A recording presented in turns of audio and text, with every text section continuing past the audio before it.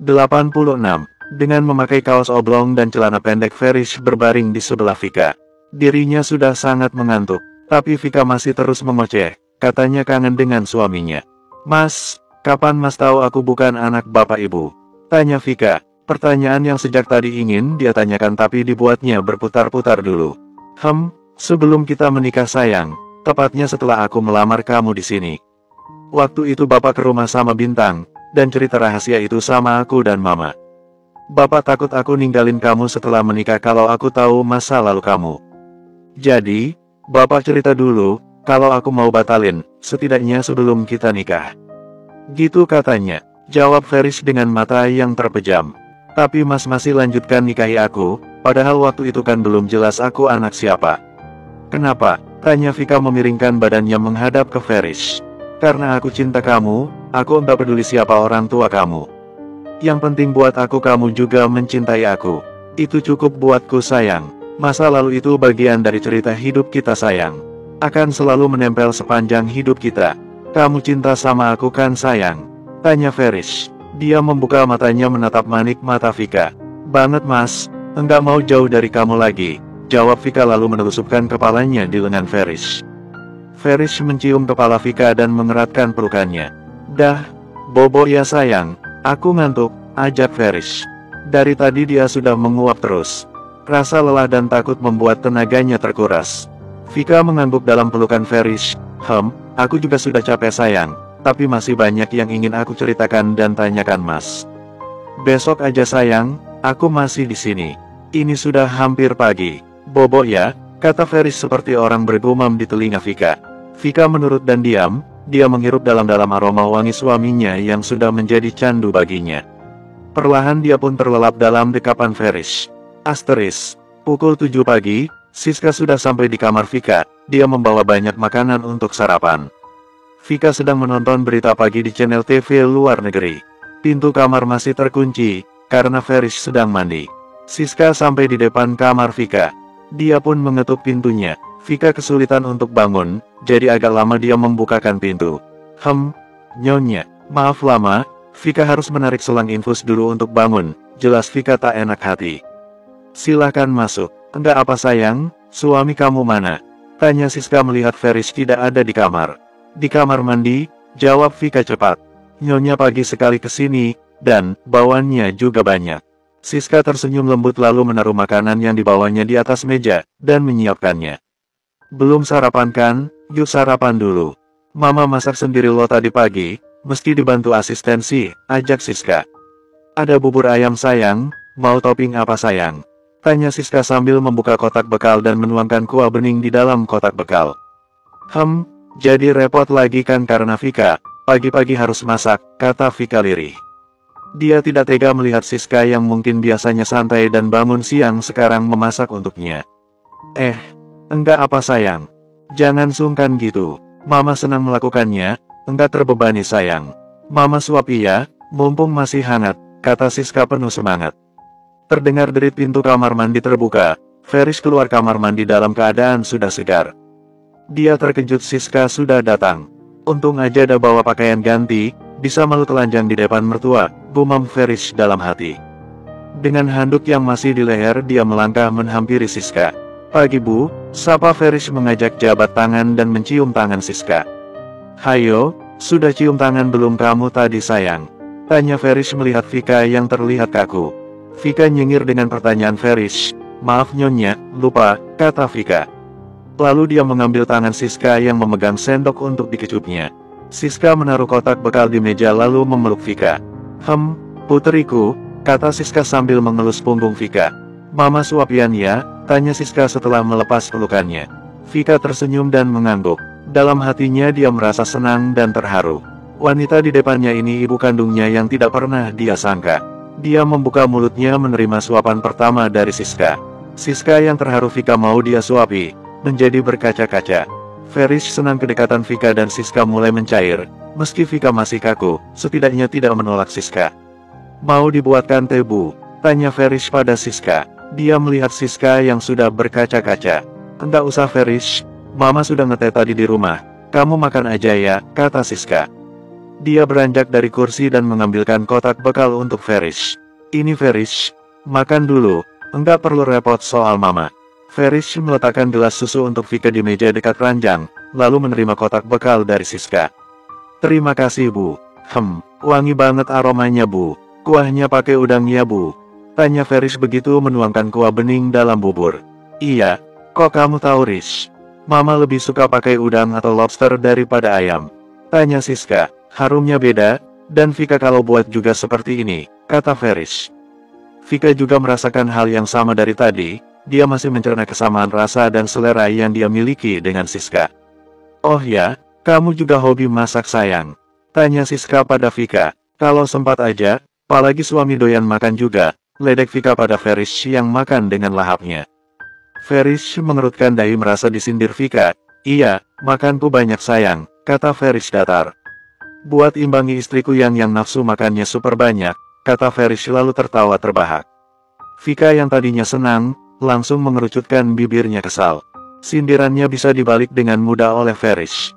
Siska yang melihat Farish dan Vika saling mengejek hanya tersenyum simpul. Ah, jangan ngambek sayang, aku bicara fakta sayang. Tapi buat aku makin semangat kerja kalau istriku banyak makannya, kata Farish lembut. Alhamdulillah, enak banget Bu. Terima kasih banyak. Farish membereskan tempat makannya. Kamu juga habiskan ya sayang, dikit lagi, kata Siska pada Vika yang masih ngambek.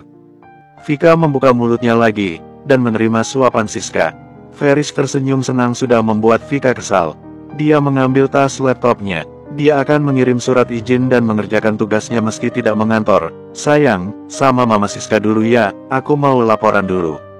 Iya, ini Ayah Dion nelpon, kata Farish memberikan ponselnya yang menampilkan panggilan Dion Gimun. Vika menatap penuh tanya pada Farish saat menerima ponsel Farish. Tapi sorot mata Farish meyakinkannya untuk membuka hati.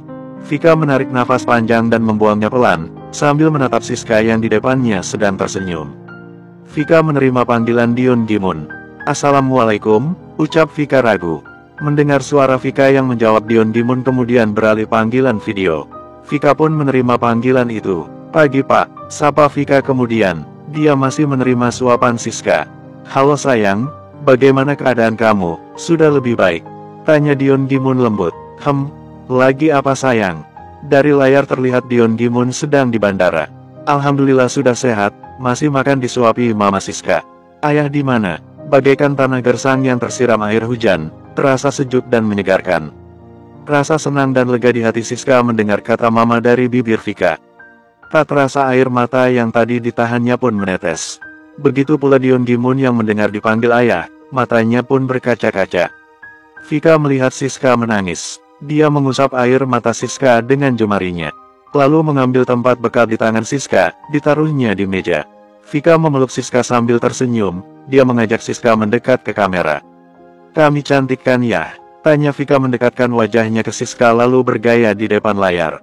Kok malah nangis? Malu dong ya dengan badan besar itu. Lagi di mana sekarang? Bawain Vika oleh-oleh ya, kata Vika hangat. Ayah di Hong Kong sayang. Iya kalian sangat cantik, harta ayah yang paling berharga, jawab Dion Gimun serak. Dia lalu berdeham dan menegakkan tubuhnya. Mau minta apa sayang, sebutkan. Ayah pasti belikan. Vika harus browsing dulu buat daftarnya. Jangan kaget kalau banyak mintanya. Nanti Vika kirim pesan ya, ucap Vika dengan riang. Oke, ayah tunggu. Sudah ya, anak buah ayah sudah jemput. Baik-baik ya sayang. Bye sayang, kata Dion Gimun hangat dengan senyum lebar. Panggilan sudah terputus. Farish yang tadi mendengarkan obrolan Vika dengan Gidun masuk ke kamar lagi dengan senyum senang. Ini baru istriku, kata Farish mencium kepala Vika. Terima kasih ya sayang, semoga kalian selalu diberkati dan selalu berbahagia. 87. Keakraban ibu dan anak yang lama terpisah, terjalin hangat pagi itu. Sama-sama mengalah, dari ego masing-masing. Siska dan Dion Gimun sebagai orang tua berusaha mengambil hati Vika selembut mungkin dengan perhatian-perhatian. Vika sebagai anak, bisa saja marah dan lari dari kenyataan yang ada, tapi semua itu tidak ada gunanya karena kenyataan yang ada tidak bisa diubah lagi. Anak tidak bisa memilih untuk terlahir menjadi anak siapa dan di mana. Maka dari itu Vika membuka hatinya, menerima anugerah bisa memiliki orang-orang yang sangat menyayanginya. Membuka dirinya menerima kedatangan orang baru dalam Feris sangat senang sekali dengan kebesaran hati Vika, dia bisa dengan begitu cepat menerima kenyataan. Sambil bekerja secara daring dengan stafnya, Feris diberitahu bahwa ada fax dari Direktorat Bea dan Cukai yang memberitahu pengajuan mutasinya telah disetujui dan surat keputusannya akan segera dikirimkan. Bertambah lagi kebahagiaannya, meski hanya sebagai staf biasa sampai menunggu surat keputusan yang baru dia tidak mempermasalahkannya. Feris masuk ke kamar lagi berbagi berita gembira. Sayang, surat keputusan untuk aku pindah sudah keluar sayang. Mulai hari ini aku sudah tidak lagi tercatat sebagai pegawai kantor Bea Cukai Bangka. Aku tinggal menunggu surat keputusan yang asli dikirim, dan aku bisa kerja di kantor sini. Nanti siang aku urus kepindahan ya sayang. Ngirim salinan surat keputusan ini ke kantor sini, kata Feris bahagia. Beneran mas, sudah bisa ngantor di sini, tanya Vika memastikan. Dia pun begitu bahagia. Iya, aku sudah bisa pindah, bisa sama kalian terus di sini, jawab Feris sambil merangkul dan mengelus perut Vika yang masih datar. Seneng deh mas. Alhamdulillah. Vika mengeratkan pelukannya pada Feris. Iya sayang. Aku keambil uang dulu ya sayang. Aku udah nggak pegang uang lagi. Ngitip Vika ya ma, pamit Feris pada Vika dan Siska. Sekalian beli makanan kecil mas, teman-temanku mau kesini, kata Vika. Feris mengangguk dan keluar dari kamar Vika. Saat sedang asik bercengkrama dengan Siska, dua orang perawat pria memakai masker datang ke kamar Vika. Permisi bu, kami dari bagian Obdin bu, disuruh menjemput Bu Afika untuk melakukan pemeriksaan kandungan, kata salah satu perawat. Loh, katanya jam 10 mas, ini masih 1 jam lagi loh, kok sudah dijemput? Apa enggak kelamaan nanti mas, nunggu dokternya, kata Siska. Iya bu, tapi kami disuruh jemput ibu sekarang, kata perawat lagi. Nanti ajalah mas kalau dokternya sudah sampai, saya ke sana. Dokter Raditya biasanya yang mengabari, kata Vika. Ibu harus ikut kami sekarang. Untuk persiapan, kata perawat sedikit memaksa. Vika dan Siska saling memandang heran. Mari bu, silahkan duduk di sini. Satu perawat mendekati Vika, dan akan menariknya. Kok maksa sih mas, bisa saya laporkan lo mas, seru Vika. Siska yang akan berdiri melihat Vika dipaksa tiba-tiba dihalangi oleh perawat lainnya. Ini apa-apaan sih, seru Siska. Perawat yang di dekat Vika dengan cepat mengeluarkan sebuah sapu tangan yang sudah dilipat, kemudian membekap mulut Vika, membuat Vika pingsan. Siska yang akan berteriak melihat Vika diperlakukan kasar, seorang perawat juga membekap mulut Siska. Siska kemudian terjatuh di lantai. Mereka membawa Vika dengan kursi roda dengan cepat keluar dari rumah sakit lewat pintu belakang. Seorang suster yang mengenal Vika mencoba menghentikan mereka dengan bertanya, tapi suster itu pun dipukul tengkuknya oleh perawat gadungan itu. Tiba di pintu belakang yang tembus dengan perkampungan warga, Vika dimasukkan dalam sebuah mobil van. Vika yang tidak sadarkan diri diletakkan di dudukan di jok bagian belakang. Mereka mengikat tangan dan kaki Vika, serta menutup mulut Vika dengan plaster. Dengan kecepatan tinggi mobil itu membawa Vika pergi keluar kota Semarang. Di perbatasan kota yang mengarah ke kota Surabaya, sebuah mobil sudah menunggu van itu. Vika dipindahkan ke mobil itu. Di dalam mobil hitam, Kamila dan Hendra tersenyum puas. Dua perawat yang membawa Vika segera berganti baju dan membuang baju perawat ke semak-semak. Satu di antara mereka ikut masuk ke mobil Kamila, sedang yang lainnya pergi ke arah berbeda. Kamu membuatku sengsara jalang, aku akan membuat kamu merasa tidak layak lagi untuk hidup. Lihat saja, aku akan menyiksa kamu sampai kamu menderita, kata Kamila di depan Vika yang masih belum sadarkan diri. Hendra tidak tega melihat Vika yang terkulai, dia sudah bersiasat untuk menyelamatkan Vika. Hani, Vika sudah sama aku sekarang, siapakan rencana kamu selanjutnya, kata Kamila menelepon kekasihnya. Si pria di ujung telepon tertawa senang. Dia berhasil memegang wanita yang menjadi kelemahan Dion Gimun. Dia akan menggunakan Vika untuk menekan Dion Gimun agar menyerahkan kekuasaannya atas beberapa pasar narkotika yang dikuasai Dion Gimun dan kelompoknya. Bawa ke Surabaya, aku akan segera menyusul ke sana. Oke Hani, jawab Kamila kemudian mematikan sambungan telepon. Kenapa semua orang yang ingin aku miliki jatuh hati sama kamu, gumam Kamila sambil menatap Vika. Kita ke Surabaya, bos akan bawa jalang ini keluar Indonesia lewat pelabuhan. Perintah Kamila pada sopirnya, asteris. Sementara itu di rumah sakit Kasih Bunda sudah heboh, Feris yang kembali dari mesin anjungan tunai mandiri, menemukan Siska tergeletak tidak sadarkan diri menjadi panik. Dia menghubungi perawat untuk menyadarkan Siska. Bu Aminah yang baru datang juga ikut panik. Ada apa ini mas? Kenapa Mbak Siska? Dan mana Vika? Feris juga tidak tahu pastinya bu. Tadi Feris tinggal ambil uang dan beli makanan. Begitu kembali Mama Siska sudah di lantai. Seorang perawat dan seorang satpam datang ke kamar Vika mengabarkan bahwa ada seorang suster yang dipukul di jalan keluar belakang saat menghalangi dua perawat membawa Vika. Feris menjadi murka, dia menelpon Randy dan Guntur. Anak buah Guntur dan Dion Gimun yang semalam di rumah sakit berjaga di depan. Mereka tidak menyadari Vika sudah diculik. Siska sudah sadar, dia menangis di pelukan Bu Aminah. Dia menceritakan kejadian saat dua perawat datang ke kamar Vika. Dia menyesal tidak bisa menjaga Vika dengan baik. Feris, maafkan Mama, Mama salah tidak menjaga Vika. Harusnya, sudah Mama nggak perlu menyalahkan diri Mama. Kita berdoa ya Ma, semoga Vika baik-baik saja Ma. Kita percayakan pada pihak berwajib ya Ma. Feris juga dah minta bantuan teman-teman untuk mencari jejak Vika. Iya, Mbak, semoga Allah melindungi anak kita. Kata Bu Aminah berusaha menenangkan Siska meski dirinya juga resah akan keselamatan Vika. Feris hubungi Dion, biar dia suruh anak buahnya untuk cari Vika, kata Siska. Feris mengangguk dan menelepon Dion Gimun. Dari seberang telepon Dion Gimun terdengar sangat murka. Ibu, Mama. Sebaiknya kita bereskan barang-barang di sini kita pulang. Kita tunggu kabar selanjutnya di rumah. Feris juga akan ikut teman Feris melacak Vika. Baiklah Rish. Tapi kabari Mama terus ya. Bu Aminah sama saya saja ya, saya antar. Kata Siska. Kedua ibu Vika pun mengemas barang-barang Vika. Feris menyelesaikan administrasi agar bisa segera bergabung dengan anggota Guntur. Ciri-ciri pelaku dan mobil yang digunakan sudah terlacak dari kamera pengawas. Anak buah Randy sudah bergerak melacak mobil yang digunakan para pelaku. 88. Central District, Hong Kong. Dion Gimun sedang rapat terbatas dengan anak buahnya. Dia marah karena salah satu kantor cabang perusahaan ekspedisinya dibakar dengan sengaja oleh seseorang. Kantor itu merupakan salah satu yang terbesar di Hong Kong, posisi kantor yang strategis di Central District. Kawasan ini terletak di distrik tengah dan barat, pantai utara Pulau Hong Kong, melintasi pelabuhan Victoria dari Sim Sa Sui, titik paling selatan dari Semenanjung Kowloon. Kawasan ini juga disebut sebagai jantung kota Victoria. Perusahaannya mengalami kerugian yang cukup besar. Joe sudah menyelidiki sejak kemarin sore, tapi belum mendapat hasil. Dia tambah murka setelah mendapat kabar Vika diculik. Dia mengamuk dengan anak buahnya. Bos, Mbak Vika pakai cincin yang bos kasih itu tidak. Dalam batu sapir itu saya letakkan alat pelacak bos. Coba bos lacak dari handphone bos, kata Joe yang baru dikabari kalau Vika diculik. Dion Gimun baru ingat dia sendiri yang memasang alat itu dan terhubung dengan aplikasi yang ada di handphonenya. Dion Gimun pun segera mengaktifkan alat pelacaknya. Tapi Dion Gimun harus menelan pil pahit. Titik lokasi yang tertera di peta adalah rumah Pak Zakaria yang berarti Vika tidak memakai cincin itu. Hilang sudah harapan Dion Gimun untuk cepat menemukan Vika.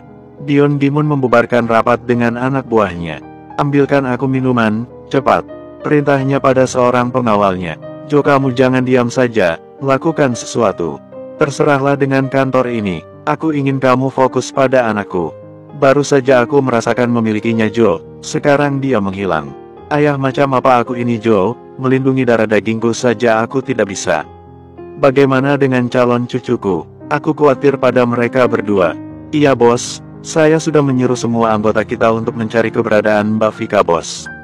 Feris sudah mengirim salinan kamera pengawas rumah sakit di saat kejadian bos. Saya sudah menyebarkan nomor plat mobil van dan ciri-ciri dua pelaku itu bos. Jawab Joe sambil fokus di layar laptopnya. Seluruh anggota kelompok mereka yang tersebar di berbagai kota di Indonesia juga negara lain, telah menerima status gawat dengan tanda merah. Semua bersiaga untuk mencari Vika. Bos, maaf ada telekonferensi dari Bobby di Semarang, kata Joe. Sepertinya penting, kata Joe lagi. Jarang-jarang dia menghubungi bos, kalau ada masalah. Bawa ke sini, kita lihat mau apa dia. Jawab Dion Gimun. Panggilan telekonferensi pun diterima. Ada 3 anak buahnya yang bergabung. Bos, ada gerakan mencurigakan dari Camilla dan Hendra 2 hari ini bos. Camilla membebaskan Hendra dari penjara. Kemudian Hendra terlihat menyewa mobil model sedan kemarin, lalu menggantinya dengan sebuah minibus hari ini. Lalu Camilla terlihat keluar masuk di kamar hotel tempat Jack Lim menginap. Dan mobil van yang dipakai pelaku menculik Mbak Vika, adalah mobil sewaan. Kami sudah menemukan tempat sewa mobil itu, kata Bobby. Bos mobil van itu sempat terlihat melintasi jalan Ring Road Utara, perbatasan Jawa Tengah dan Jawa Timur. Saya sudah menyebar anggota mengikuti ke berbagai arah. Oke, silakan kalian lanjutkan, kata Dion Gimun memberi kesempatan anak buahnya untuk melapor. Sambil mendengarkan dia pun berpikir hubungan tiap laporan anak buahnya. Hingga satu orang yang bertugas di rumah tahanan melapor, dua orang dengan ciri-ciri dari Joe, pernah terlihat di penjara menemui teman DS dan adiknya bersama Hendra. Dion Gimun geram, pasti ini ulah Camilla dan adiknya. Kenapa aku tidak membunuhnya sekalian? Kalau mereka akan benar-benar nekat melawanku. Cari keluarga mereka dan bawa ke markas. Permisi bos, ada utusan dari Tuan Jack ingin bertemu bos, sekarang ada di bawah. Kami menggeledahnya dia membawa ini, kata seorang pengawalnya, kemudian menyerahkan sebuah foto. Brengsek, ucap Dion Gimun meremas foto yang diberikan pengawalnya.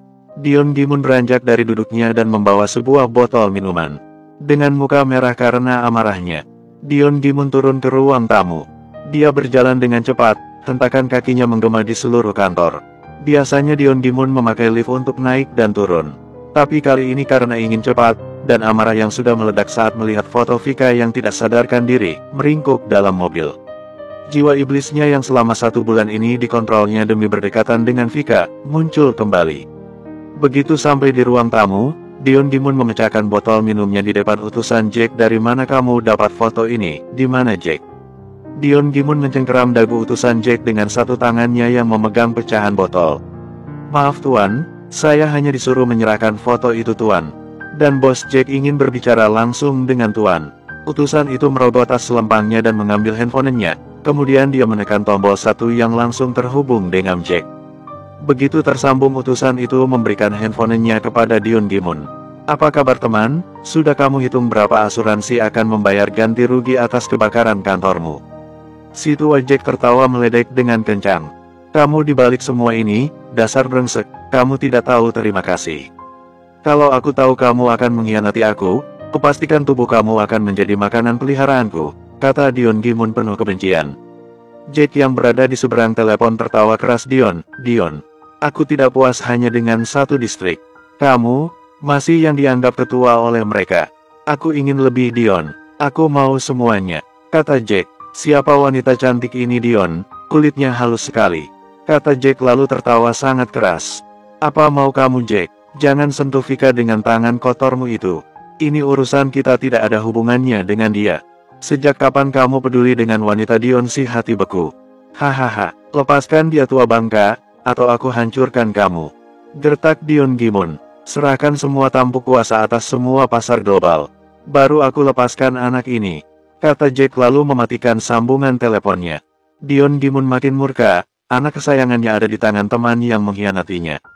Dia membanting ponsel itu, lalu mengancam si utusan. Aku pastikan keluarga kamu tidak akan melihat matahari terbit besok pagi kalau kamu tidak kasih tahu di mana anakku berada, kata Dion Gimun dengan suara lirih tapi giginya gemeretak. Bos, laporan dari Surabaya. Helikopter Jack mendarat di dekat pelabuhan, ucap seorang anak buah Dion Gimun. Siapkan pesawat kita ke sana sekarang. Aku akan menghabisi mereka dengan tanganku sendiri jika mereka menyakiti anakku. Urus orang ini. Semua anak buahnya mengangguk dan membubarkan diri. Mereka akan melaksanakan tugas mereka masing-masing. Gidun melangkah ke mobilnya, segera dia akan ke bandara dan terbang lagi ke Surabaya. Meski lelah menyelimuti tulang-tulangnya, karena semalaman dia tidak tidur.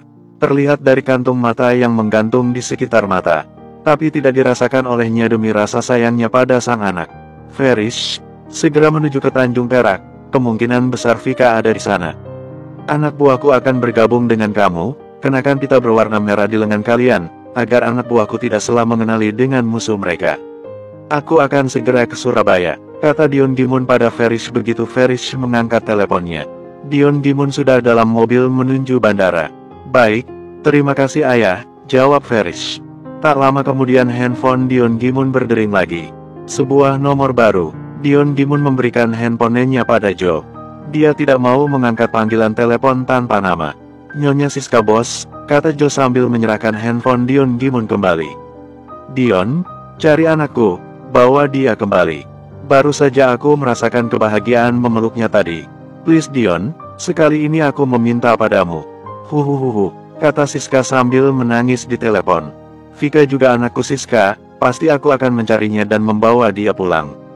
Please, jangan menangis. Kalian adalah matahariku, jangan sedih. Aku butuh support kamu Siska, jawab Dion Gimun lirih. Jo yang duduk di bangku depan ikut merasakan kesedihan Dion Gimun. Air matanya pun menetes. Dia tega melihat keluarga yang baru bertemu sekarang terpisah lagi karena sang anak dalam bahaya. Bos, pasti kita bisa menyelamatkan Mbak Vika. Teman-teman di Tanjung Priok sudah bersiaga. Mereka sudah kuperintahkan menutup akses keluar masuk pelabuhan. Baik darat maupun laut, kita akan mengepung pelabuhan. Jack tidak akan bisa keluar dari sana, kata Jo berusaha memberi semangat pada Dion Gimun. Bagus Jo, kalau perlu, sampai ke pelabuhan-pelabuhan kecil di sekitar Priok kita amankan, jawab Dion Gimun. Sabar ya sayang, ayah pasti datang. Kamu harus kuat, gumam Dion Gimun sambil melihat foto yang sudah diremasnya tadi. Bajingan itu akan merasakan akibatnya. Seru Dion Gimun dengan tatapan nanar dan tangan yang mengepal. Membuat Jo dan sopirnya merinding mendengar perkataan Dion Gimun. 89, Semarang, Jawa Tengah. Sepulang dari rumah sakit Siska hanya mengurung di kamar. Meski hari ini dia tahu Harold suaminya akan tiba di Semarang, dia tidak peduli. Dia merasakan kepedihan yang amat mendalam. Mama Lani sudah berusaha membujuknya untuk keluar kamar, agar dia bersiap menjemput suaminya bersama Mardi ke bandara. Tapi dia tetap menolak. Dia hanya menangis dengan telungkup di atas tempat tidur seperti seorang gadis yang sedang marah dan sedih tidak mendapat izin keluar main. Steve dan Lydia yang tahu Harold akan datang, mereka berkunjung ke rumah-rumah Mardi yang berada di kawasan mewah Semarang Baru. Mama Lani kebingungan saat Steve datang. Rahasia Siska akan terbongkar jika Steve melihat Siska yang sedang sedih. Tapi dia tidak berhasil membujuk Siska. Siska masih saja menangis, bahkan rela jika Harold akan meninggalkan dia jika tahu soal Vika. Oma, di mana Mama? Steve lihat Mardi ke bandara sendiri, tanya Steve sambil menggendong anaknya yang cantik Steffi. Mama kamu di kamar sayang, bujuklah untuk keluar. Dari tadi dia mengurung diri di kamar, jawab Lani sudah pasrah akan apapun yang terjadi atas rumah tangga Siska. Cucu Oma yang cantik, ikut Oma yuk ke taman, kita main ayunan, kata Lani mengambil Steffi dari gendongan Steve. Kemudian pergi ke taman belakang diikuti Lydia. Steve menuju ke kamar Siska yang tak jauh dari ruang keluarga. Saat akan mengetuk pintu terdengar isakan tangis Siska yang membuat hati Steve tersentuh. Sejak dia kecil baru sekali dia melihat mamanya menangis seperti itu, yaitu saat dia kena marah dadinya dan mendapat hukuman. Siska menangis dan memohon-mohon agar dia dimaafkan. Steve mengetuk pintu dan meminta izin untuk masuk. Ma, kenapa Mama begitu sedih begini? Apa yang membuat Mama menangis? Tanya Steve dengan lembut. Steve naik ke tempat tidur, dia mengelus punggung Siska. Ma, please, bilang pada Steve ada apa. Steve janji akan lakukan apapun untuk Mama, asal Mama tidak menangis lagi, bujuk Steve dengan suara lirih. Dia tidak tega melihat mamanya begitu terpuruk seperti itu. Siska merasakan sentuhan lembut Steve. Dia pun bangun, lalu duduk di depan Steve. Mama bingung sayang, Mama baru saja menemukan putri Mama, tapi sekarang putri Mama dibawa pergi orang. Dia diculik di depan mata Mama sayang. Mama tidak bisa melakukan apapun. Mama tidak berguna sebagai orang tua, tidak bisa melindunginya. Huhuhuhu, kata Siska sambil menangis. Steve bingung dengan perkataan mamanya, siapa putri yang dimaksud mamanya. Dia menarik mamanya untuk dipeluk. Ma, Steve tidak mengerti maksud Mama.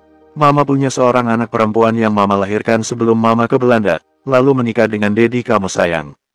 Afika staf di kantor kamu, anak kandung Mama Steve. Tadi pagi waktu di rumah sakit dia diculik orang, kami hanya berdua di kamar, suaminya sedang keluar membeli makanan. Mama khawatir sama Vika sayang, baru tadi pagi Mama bisa memeluknya setelah 24 tahun Mama tidak bertemu dengannya. Dia baru hamil sayang. Steve yang sempat heran kenapa Vika mirip mamanya sekarang terjawab. Vika anak mamanya, adik tirinya. Ma, Steve ikut prihatin ya Ma, Mama harus kuat. Mama jangan sedih. Kita doakan Vika yuk, agar Tuhan selalu melindungi dia dan bayinya, ajar Steve sambil menghapus air mata mamanya. Sayang, maafkan Mama, Mama tidak jujur sama kalian. Dedi kamu belum tahu soal ini. Apa yang tidak aku tahu Hani? Tanya Harold di depan pintu kamar Siska. Suara yang besar dan tegas milik Harold membuatnya nampak berwibawa. Siska dan Steve menoleh bersamaan. Siska segera berdiri menghampiri Harold. Dia memeluk suaminya dan memberikan ciuman pada Harold. "Kenapa kamu seperti ini sayang? Apa yang membuat kamu bersedih dan tidak menjemput suami kamu ini?" tanya Harold sambil membelai lembut Siska. Siska melepas pelukannya dan menatap suaminya dengan penuh rasa bersalah. "Maaf sayang, aku hanya lelah, aku sedih karena aku merasa gagal dalam hidupku," jawab Siska lirih. Dia kemudian terisak lagi di pelukan Harold. "Steve, tinggalkan kami berdua," pinta Harold pada Steve yang masih duduk di tempat tidur. "Steve akan keluar jika Daddy berjanji tidak akan memarahi Mama, ataupun menyakiti Mama," ucap Steve sambil berdiri dan mendekat pada dadinya. "Daddy tidak bisa janji tidak akan menyakiti Mama kamu. Daddy kangen Mama kamu Steve, keluarlah. Dan jangan biarkan siapapun mengganggu kami," seru Harold sambil memandang wajah Siska yang sembab. Steve pun keluar dari kamar Siska dengan penuh kekhawatiran. Di balik punggungnya terdengar pintu kamar mamanya dikunci. Mardi melihat Steve dengan tatapan bertanya. Steve mengajak Mardi ke taman belakang bergabung dengan Lani dan Lydia. "Ayo, kita harus bicara, dan Daddy minta kita tidak boleh mengganggu mereka." "Tapi aku khawatir pada Mama Steve, aku takut Daddy menyakiti Mama. Kalau kita dengar Mama menangis atau berteriak kita dobrak kamar itu. Sekarang kita harus bicara, sepertinya kamu sudah tahu rahasia besar Mama," ajak Steve sambil merangkul Mardi. Di dalam kamar, Siska yang masih terisak diciumi oleh Harold. Ciuman yang sedikit memaksa dan menuntut Siska untuk membalasnya. Harold mengendong Siska ke atas tempat tidur, lalu membaringkannya. Siska menatap senduk ke arah suaminya yang mulai membuka pakaiannya. Siska tidak tahu harus berbuat apa lagi. Hatinya masih bersedih, tapi suaminya meminta untuk dilayani. Harold sudah polos di hadapan Siska, dia segera naik ke atas tubuh istrinya. Dia mencumbu istrinya dengan sangat agresif. Tangannya melucuti pakaian yang dipakai Siska dengan kasar. "Kamu milik aku Siska, sampai kapanpun. Aku sangat mencintai kamu," kata Harold. Dia mulai melancarkan aksinya. Dia cemburu, Siska sudah bertemu dengan mantan suaminya. Siska terpancing dengan sentuhan-sentuhan lembut Harold. Titik-titik sensitifnya diserang Harold. Siska mulai mendesah dan membalas setiap kecupan suaminya pada dirinya. Dia mulai liar seperti biasanya. Harold tersenyum senang. Usahanya membangkitkan gairah istrinya berhasil, dia merindukan istrinya yang agresif bersamanya. "Lepaskan penatmu sayang, aku milikmu, dan kamu pun milikmu. Bebaskan pikiranmu dari semua yang menghalangimu untuk menikmati kebersamaan kita." Harold mempercepat gerakannya saat merasakan hangat pada miliknya yang sudah berada di dalam Siska. Siska sudah berhasil pelepasan yang pertama. "Good job baby, do it again." "Kamu senang kan? Kamu menyukainya?" tanya Harold pada Siska yang sudah mencengkeram lengannya. Tatapannya sudah berubah, tatapan yang menuntut. Harold menurunkan ritmenya sambil tersenyum. "Katakan kamu mencintaiku, kamu milikku, aku akan penuhi semua permintaanmu," ucap Harold. "Aku, mencintaimu Harold, aku milikmu." "Katakan lagi, lebih kencang," perintah Harold sambil mencumbu tengkuk Siska dan meremas aset Siska. Aku milikmu Harold, aku mencintaimu. Please honey, faster and quickly," pinta Siska yang merasa tersiksa dengan hasratnya yang akan meledak. "As you wish honey," jawab Harold puas. Dengan cepat mereka menuju puncak hasrat mereka. Harold tersenyum puas, istri tersayangnya masih miliknya, masih mencintainya karena masih mau melayaninya. Meski dia sedikit kesal Siska tidak meminta bantuannya malah menelepon Dion Gimun. Harold menyelesaikan penyatuannya dengan Siska. Dia menggulingkan badannya ke samping Siska dan menarik selimut untuk menutupi tubuh mereka. Harold menarik Siska dalam pelukannya. Dengan lengannya yang besar Harold menutupi kepala Siska yang tenggelam dalam pelukannya. "Jangan menangis lagi sayang, hatiku sakit kalau kamu menangis. Aku akan bantu menemukan putrimu, asal kamu janji tidak akan meninggalkan aku." Siska yang hampir terpejam terkejut atas penuturan Harold. "Kamu sudah tahu sayang soal putriku?" tanya Siska. Dia akan melepas pelukan Harold tapi tidak diizinkan Harold. Diam di sini. Aku sangat cemburu kamu tidak menghubungiku dan meminta bantuan padaku. Aku ingin kita seperti ini dulu, memelukmu seharian ini." Siska pun diam, tidak jadi memberontak. Baru kali ini Harold cemburu padanya. Baru kali ini dia merasakan Harold begitu mencintainya dengan tulus. "Kamu tahu dari mana soal puteriku? Honey, kamu kira aku akan percaya begitu saja saat kamu mengiyakan perkataanku bahwa anak kamu meninggal?" Kamu kira aku tidak memperhatikan kamu saat kamu mulai sering ke kota ini? Aku pun tahu bahwa mantan suami kamu mencari kamu, tapi aku menutup semua akses informasi atas kamu dan Lani. Aku takut kamu akan kembali padanya jika kalian bertemu lagi. Tapi aku senang kamu hanya berusaha mencari putri kamu, bukan mencari Dion Gimun. Tapi aku baru tahu bahwa gadis yang disukai Mardi adalah anak kamu.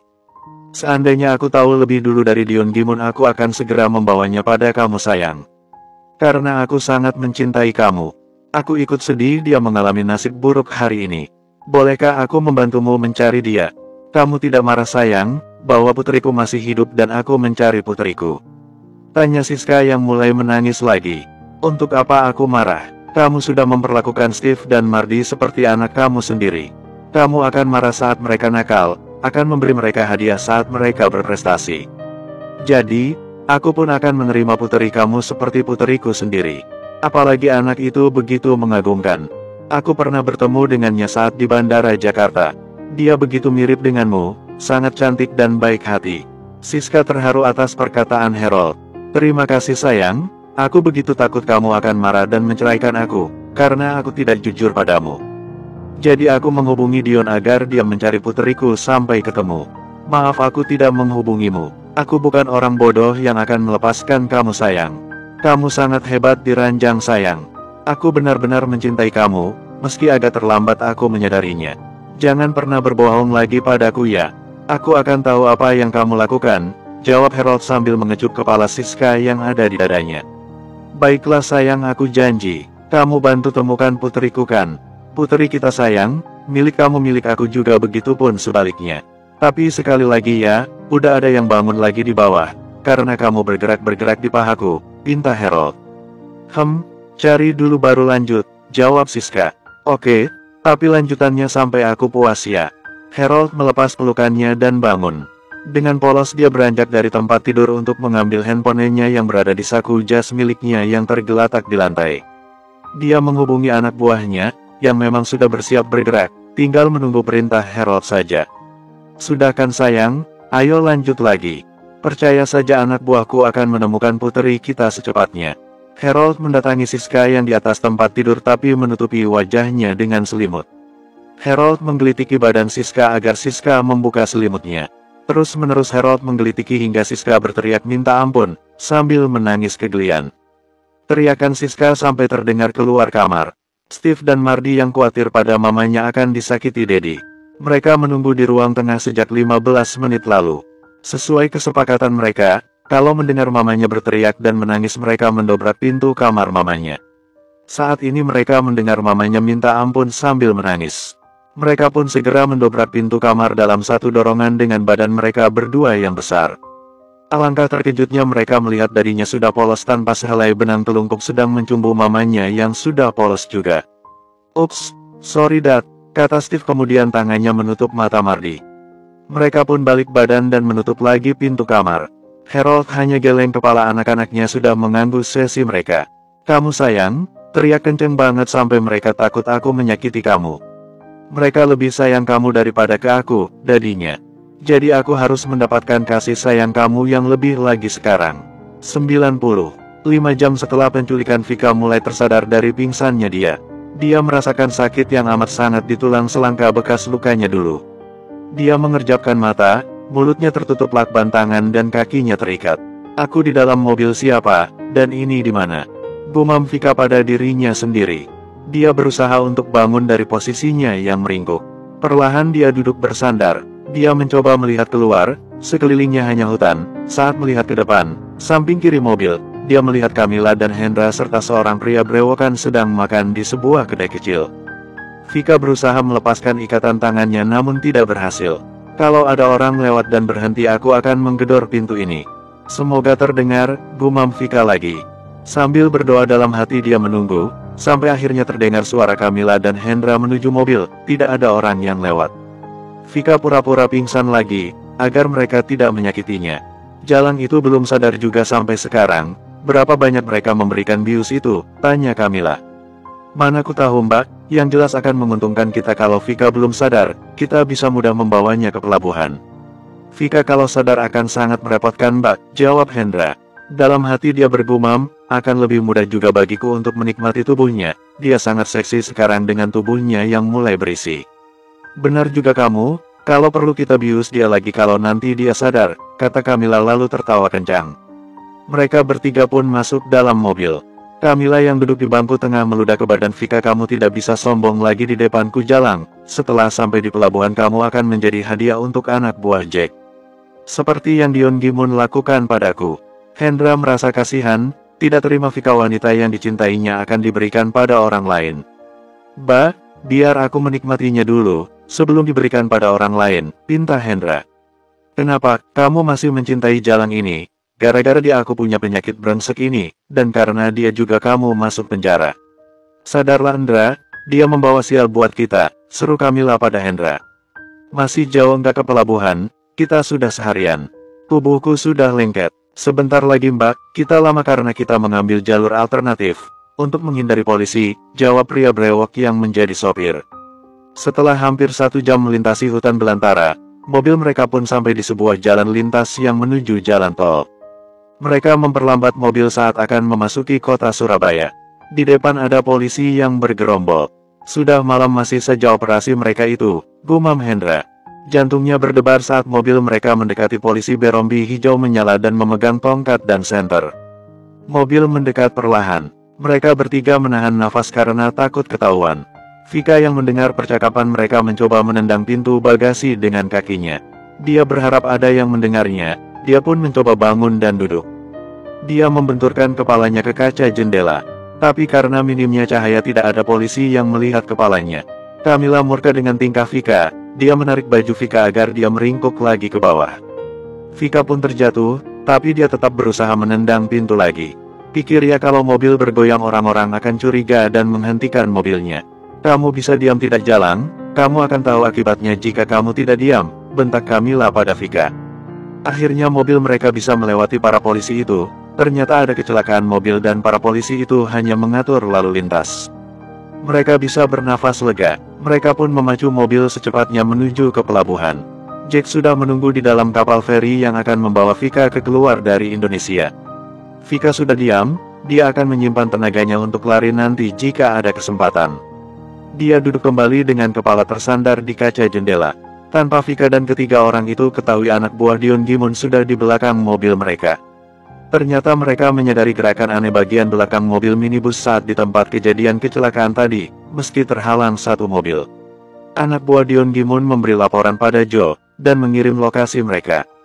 Mereka akan menggiring mobil yang membawa Vika ke tempat jebakan yang berada di area pergudangan Margamulyo. Karena di sana Farish dan Guntur sudah tiba. Dengan cepat tim Farish, Dion Gimun dan Harold berkoordinasi. Mereka memiliki peran masing-masing. Tim Harold yang terdiri dari beberapa orang China bertugas mengalihkan jalan. Mereka akan menutup jalan, dengan menghentikan mobil milik Camilla. Karena mereka berwajah asing, mereka bisa mengelabui Camilla dan Hendra. Benar saja saat tim Harold menghadang jalan mereka di persimpangan tol menuju ke pelabuhan dan ke jalan Margamulyo. Camilla berpikir itu anak buah Jack. Dia pun keluar dari mobil. Kalian disuruh Jack, di mana dia sekarang? Tanya Camilla pada tim Harold.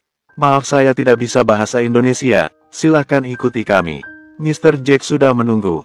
Jawab kepala tim Harold yang berkebangsaan Singapura dengan bahasa Inggris. Sebenarnya dia paham maksud Camilla, tapi untuk melancarkan penyamaran dia pura-pura tidak bisa bahasa Indonesia. Camilla pun masuk ke mobil lagi. Ikuti mobil mereka. Mereka akan membawa kita langsung pada Jack, kata Camilla pada sopirnya. Tapi ini bukan jalan ke pelabuhan Mbak, jawab sopirnya. Sudahlah mereka anak buah Jack, jadi ikuti saja mereka. Jack sudah menunggu, bentak Camilla. Sang sopir pun menurut dan mengarahkan mobilnya mengikuti mobil di depannya. Tiba di area pergudangan mobil mereka melambat. Mobil tim Harold masuk dalam sebuah gudang. Mobil Camilla masih menunggu di depan, lalu Camilla turun dari mobil. Dia berjalan masuk dalam gudang. Saat Camilla sudah masuk, Hendra menyuruh sopir untuk berbalik arah dan pergi dari situ. Camilla mendengar mobil berjalan, di menoleh ternyata Hendra meninggalkan dirinya dan membawa Vika. Brengsek, anak tidak tahu diri, seru Camilla. Dia berlari mengejar mobil Hendra, namun naas baginya, anak buah Guntur menangkapnya dan membawanya dengan paksa masuk dalam mobil. Farish dan Guntur yang melihat mobil Hendra pergi, dia langsung mengejarnya disusul oleh anak buah Harold. Hendra merasa senang bisa membawa pergi Vika. Dia melompat ke bangku belakang dan mendekati Vika. Dia membuka lakban di mulut Vika. Dia pun mencoba mencium Vika. Dia berencana akan memperkosa Vika dalam mobil. Dengan begitu Vika akan kembali padanya, dan mau diajak pergi. Hendra, bebaskan aku, tolong Hendra, aku mohon, pinta Vika memelas. Aku akan bebaskan kamu setelah aku menikmati tubuh kamu, jawab Hendra dengan seringai jahat. Aku masih mencintai kamu Vika, kamu terlihat menggerakkan sekarang, lebih seksi dibanding dulu. Aku makin jatuh cinta, please Hendra jangan lakukan itu, aku sedang hamil. Kasihan anakku Hendra, kalau kamu mencintai aku, bebaskan aku. Aku akan sangat berhutang budi sama kamu. Hendra menjadi murka mendengar Vika hamil. Dia ke depan lagi dan mengambil tasnya. Dia mengambil beberapa bungkus morfin dari tasnya. Kemudian kembali lagi ke belakang dan menyuruh Vika memakan morfin itu. Ini apa Hendra? Tanya Vika. Sesuatu yang membuatmu merasa bahagia, cepat makan dan kamu akan bahagia. Kamu juga tidak perlu khawatir menanggung beban di perutmu, karena itu bisa membuatmu keguguran jika kamu memakan semuanya, kata Hendra sambil tertawa kencang. Ayo makanlah, lalu kita akan bersenang-senang sayang. Vika melihat Hendra sudah miring otaknya, tidak bisa diajak bicara lagi. Kecuali menuruti keinginannya, aku tidak bisa bergerak, bagaimana aku bisa bersenang-senang sama kamu Hendra? Lepas dulu ikatan tangan dan kakiku, rayu Vika dengan senyum manisnya. Hendra terpesona dengan senyum Vika, seperti terhipnotis dengan senyuman manis itu. Hendra melepas ikatan di tangan dan kaki Vika. Sudah aku lepas, ayo kita bersenang-senang, kata Hendra mendekati Vika dan mencoba menindih Vika. Vika memberontak dan menendang Hendra. Hendra jatuh membentur pintu belakang. Vika segera menuju ke bangku tengah. Namun dia terjatuh saat dengan tiba-tiba mobil berhenti mendadak. Vika terpental hingga ke bangku depan. Sopir mobil yang tidak memakai seatbelt terpental ke depan hingga membentur kaca depan dan membuat setengah badannya keluar dari mobil. Vika terkena pecahan kaca di wajah dan badannya. Perutnya terbentur kursi depan. Vika meringis kesakitan. Dia berusaha untuk bangun namun dia merasakan sakit yang sangat hebat di perutnya. Hendra yang di bagian belakang juga terpental, kepalanya membentur kaca belakang mobil hingga retak. Jack turun dari mobil dan segera menghampiri mobil Hendra. Dia membuka pintu depan dan membawa keluar Vika, menarik Vika dengan kasar, sambil menodongkan pistolnya ke pelipis Vika. Mobil Farish yang berhasil menyusul berhenti di samping mobil Hendra. Dia keluar dan melihat istrinya ditarik dengan kasar. Farish pun keluar dari mobil bersamaan dengan mobil Dion Gimun yang berhenti di depan mobil Jack. Dion Gimun mengambil pistolnya dari kotak di tengah bangku tempat duduknya. Dia pun keluar sambil mengacungkan pistolnya ke arah Jack. Lepaskan istri saya Pak, Anda tidak bisa pergi dari sini. Tempat ini sudah dikepung, seru Farish mendekati pada Jack dan istrinya. Tangannya juga mengacungkan senjata ke arah Jack. Anda lihat lampu di atas itu, di sana dan di sana lagi, itu adalah tim penembak jitu. Kalau Anda mau selamat lepaskan istri saya. Jack, lepaskan anakku, aku akan penuhi permintaanmu. Ini, surat penyerahan kuasa atas kepemimpinan kelompok atas nama kamu. Lepaskan anakku dan kamu akan menerima ini, tawar Dion Gimun sambil menunjuk berkas yang dibawa Joe. Vika merasa senang melihat suami dan ayahnya datang menyelamatkannya. Mas, seru Vika menatap pada Farish dengan mata berkaca-kaca. Ayah juga datang, tanya Vika menatap pada Dion Gimun. Iya sayang, ayah pasti datang untuk kamu. Jadi jangan takut ya, ayah akan menyelamatkan kamu, jawab Dion Gimun lembut menenangkan Vika. Dia melangkah perlahan mendekat ke arah Jack. Jack tertawa kencang pada Dion Gimun. Aku terharu reuni keluarga ini. Hahaha, jadi ini anak kamu Dion, berarti barternya harus ditambah kalau kamu menyayangi anak kamu. Berikan semua saham Noah Ark padaku, baru aku lepaskan anak ini. Apa kamu setuju? Tanya Jack seolah meledek Dion Gimun. Baiklah apapun yang kamu mau Jack. Sekarang lepaskan anakku, kata Dion Gimun datar. Dia ingin Vika selamat dulu baru dia akan menghabisi Jack. Bersambung.